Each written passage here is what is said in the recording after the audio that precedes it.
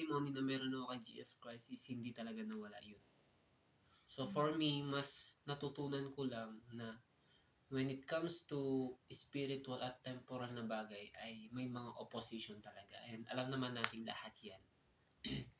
Pero um, gusto ng Savior sa atin na kahit anong mangyari is gusto niya na bumalik tayo lagi sa side niya.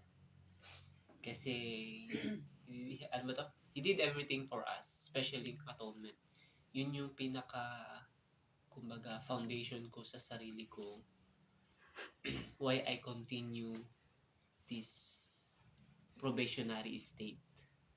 And I always feel peace every time na I turn my willingness to His willingness. Or when every time na I align my willingness to His willingness. And I'm grateful for that.